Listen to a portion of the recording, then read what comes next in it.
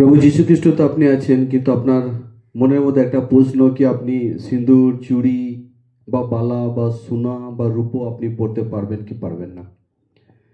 আমার প্রিয়, আমরা এই জগতে আমরা ছোট থেকে আমরা মানুষকে দেখে দেখে আমরা জীবনযাপন করে থাকি আর আমরা করছি। কিন্তু সেটা তো সঠিক নয় যে আমরা মানুষকে দেখে জীবনযাপন করব, কারণ মানুষকে যেভাবে চলতে হবে তার জন্য মানুষকে কিভাবে চলতে হবে, তার জন্য মানুষকে কী করতে হবে, পবিত্র শাস্ত্র থেকে তাকে দেখতে হবে। কারণ আমরা জানি যেমন গরু ছাগলের জন্য রাখাল থাকে, তেমনি মানুষের জন্য একজন আছেন, উনি সৃষ্টিকর্তা। হালেলুয়া। মানুষ কিভাবে চলবে, কিভাবে কি করবে, তার সমস্ত বিষয় কিন্তু তাকে বাইবেল থেকে দেখবে। আজ বিশেষ বিষয় হচ্ছে যে আপনি প্রভুতে আছেন বা সিঁদুর চুড়ি আপনি ব্যবহার করতে পারবেন কি পারবেন না, সে বিষয় নিয়ে আজকে আমরা আলোচনা করব। তো যেভাবে আমরা জীবনে আমরা এগিয়ে চলেছি আমার প্রিয়, আমরা মানুষকে দেখে দেখে এগিয়ে চলেছি, কিন্তু সেটা তো সত্য নয়। কিন্তু সত্য হচ্ছে যখন আমরা পবিত্র শাস্ত্র থেকে দেখব কি কীভাবে আমাদের চলতে হবে, কীভাবে সাজতে হবে বা কোনটা সাজতে হবে না, পড়তে হবে না, সেসব বিষয়গুলো কিন্তু আমরা বাইবেল থেকে আমরা জানতে পারি এবং পাঠব। যেমন আদি পুস্তকে আদম আর হাওয়া আমরা দেখেছি যে ঈশ্বর সর্বপ্রথম কিন্তু তিনি আদমকে তৈরি করেছেন। আর আদমকে তৈরি করার পর ঈশ্বর কিন্তু পরে আদম থেকেই, তার পাঁজরের হাড় থেকে তিনি কি করেছিলেন, হাওয়াকে তৈরি করেছিলেন, অর্থাৎ স্ত্রীকে তৈরি করেছিলেন। আর দুজনাকে এক কাছে থাকার অনুমতি কিন্তু ঈশ্বর দিয়েছিলেন, যেটা আমরা একদিক থেকে বিবাহ রূপে আমরা দেখতে পাই। আর আমরা জানি যে বিবাহটাও কিন্তু ঈশ্বরই তিনি সর্বপ্রথম তিনি তৈরি করেছেন, এই বিবাহটাকে স্থাপন করেছেন।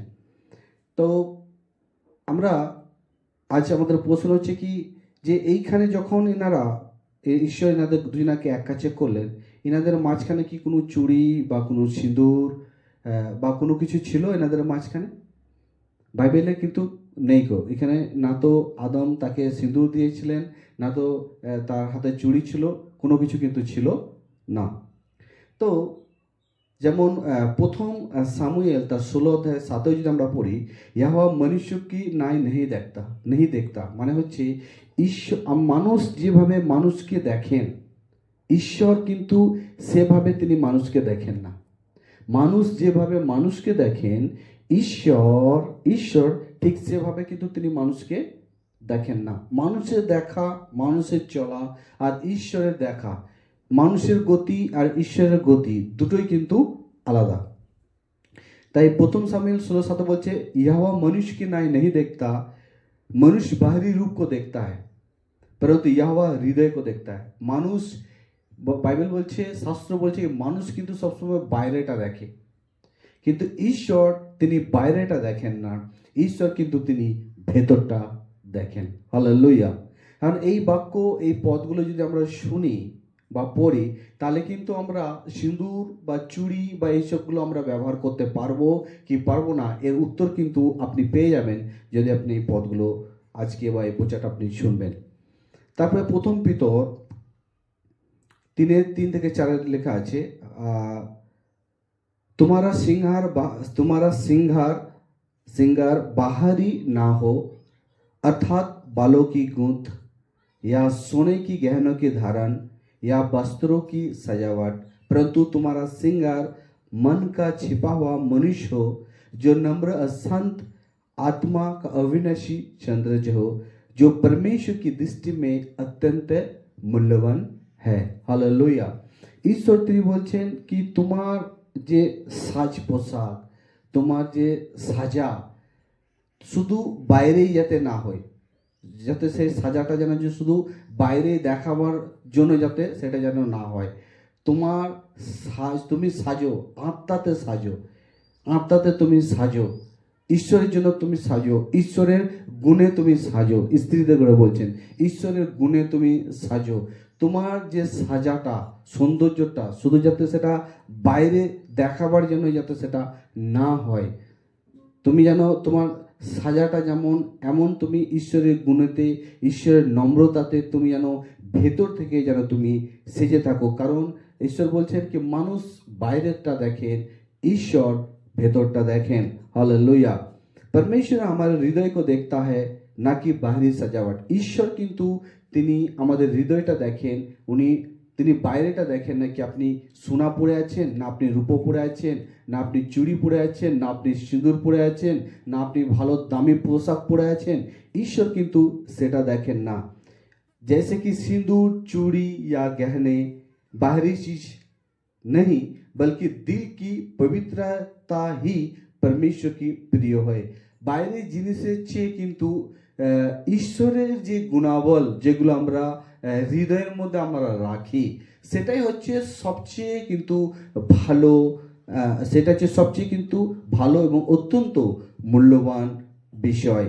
তাই তাই আমরা এই বিষয় নিয়ে যেন আমরা অনেক সময় তর্কের মধ্যেও যেন আমরা না জড়িয়ে পড়ি, আমরা বিতর্কের মধ্যেও যেন আমরা না জড়িয়ে পড়ি।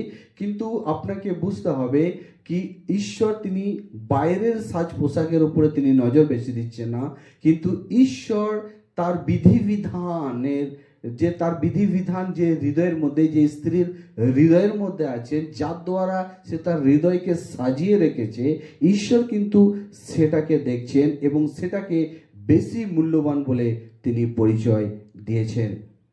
बाइबल सिखाती है कि सच्चा सौंदर्य अंदर से आती है, बाहर चीज़ों जैसे सिंदूर या चूड़ी से नहीं। আর বাইবেল বলছেন, বাইবেল শেখায় আমরা যে ভালো যে সৌন্দর্যটা সেটা কিন্তু ভেতর থেকে আসে, সেটা না কি শুধু ওপর থেকে, না কি ওপরে যে স্ত্রী যে সেজেছে সেটা থেকে কোনো সৌন্দর্য বেরিয়ে আসছে সেটা নয়, কিন্তু পবিত্র শাস্ত্র বলছেন যে সৌন্দর্য যেটা সেটা কিন্তু ভেতর থেকে আসে। বাইবেল শেখাতে সচ্চা সৌন্দর্য, সত্য যে সুন্দরতা সেটা হচ্ছে ভেতর থেকে আসে। जैसे कि सिंदूर या चूड़ी से नहीं, যেমন সিন্দুর আর চুড়ি থেকে কিন্তু সেই সৌন্দর্যটা কিন্তু মানুষের মধ্যে আসে না। নম্র আর শান্ত আত্মা হি সচ্চি সুন্দরতা। বলছে যে স্ত্রী নম্র এবং শান্ত সে হচ্ছে বেশি সুন্দরতা একটা স্ত্রী। সেই স্ত্রী সেটা নয় যে ভালো সিঁদুর বা ভালো সোনা গয়না বা রূপো পড়েছে তার দ্বারা সে সৌন্দর্য বেশি না। পবিত্র শাস্ত্র বলছে সবচেয়ে বেশি ভালো সুন্দরতা কি যে স্ত্রী নম্র এবং শান্ত, কারণ সুন্দরতা ভেতর থেকে বেরিয়ে আসে। প্রথম তিমোথিওস 2:9-10 আমরা যদি পড়ি, स्त्री भी शालीन वस्त्रों में संकोच या संयम के साथ सुसज्जित हो, ना कि बाल गुथने, सोने मोती या बहुमूल्य वस्त्रों से, परंतु भले कामों से जो उन स्त्रियों को शोभा देता है जो परमेश्वर की भक्ति और अंगीकार करता है। हालेलुया।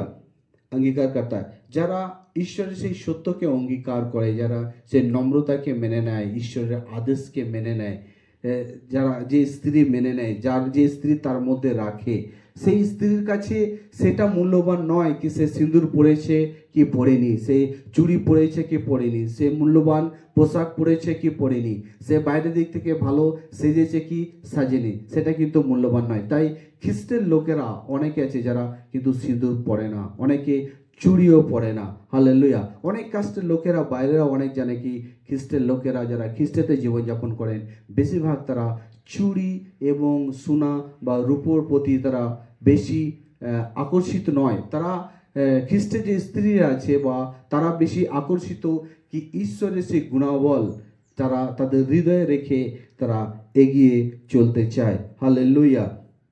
তাই বাইবেল সেই স্ত্রীদের ঘরে বলছে, মতি 6:33 বলছে, पहले तुम उसके धर्म और राज की खोज करो।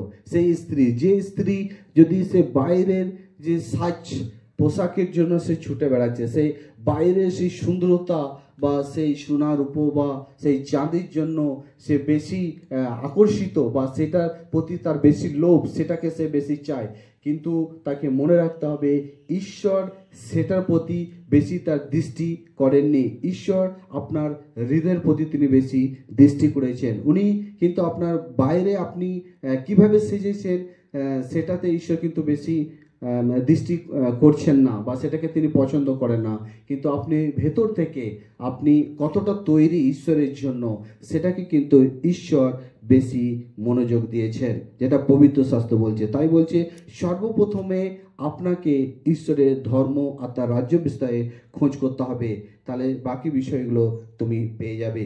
রোমিও 12:2 লেখা আছে, এই সংসার কি সদস্য না বানো, বলছে এই জগতের সদস্য হয়ে না, জগতের মতো যেন তুমি হয়ে যাও না, সেই স্ত্রীকে বলছে, परंतु अपने मन की नए हो जाने से রূপান্তরিত হতে যাও।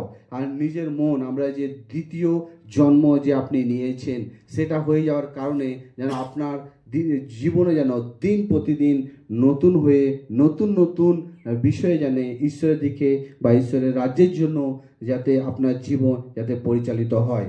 कि तुम परमेश्वर की भली और भावती और सिद्ध इच्छा के अनुभव से जान सको, যাতে সেই স্ত্রী যাতে ঈশ্বরের ভালোর মন্দকে যাতে সে ভালোভাবে বুঝতে পারে। हालेलुया। सिंदूर या चूड़ी या को पाप नहीं कहती, ये पर ये सिखाती कि मसीह स्त्री की पहचान उसकी आंतरिक चरित्र, भक्ति, नम्रता से होती है, ना कि बाहरी सजावट से। यदि कोई स्त्री सिंदूर या चूड़ी सिर्फ संस्कृति या परंपरा के रूप में पहनती है और उसका विश्वास केवल यीशु है तो वह गलत नहीं है। কিন্তু কোনো যদি স্ত্রী যদি এমনি সে সেজেছে, এমনি সে পড়েছে আর সাজিয়ে রেখেছে, সেটা কিন্তু पाप नয়, परंतु यदि वो सोचती है कि ये चीज़ें आत्मिक सुरक्षा व पवित्रता देती है तो ये बाइबल के विपरीत है। কোনো স্ত্রী চুড়ি সিঁদুর সে পড়তে পারে, সে যদি ভাবে আমি এমনি পড়েছি, এমনি রূপে সে পড়েছে, সেটা কিন্তু আলাদা বিষয়। কিন্তু যদি বলে এটা একটা বাইবেলের একটা ভাগ আর এটা থেকে কোনো পবিত্রতা বিষয় আমি পাবো বা কোনো লাভ আমি পাবো, তাহলে কিন্তু এটা একটা পাপের মতো বিষয়, কারণ এটা বাইবেলে একটা এগেন্সে। Hallelujah, hallelujah.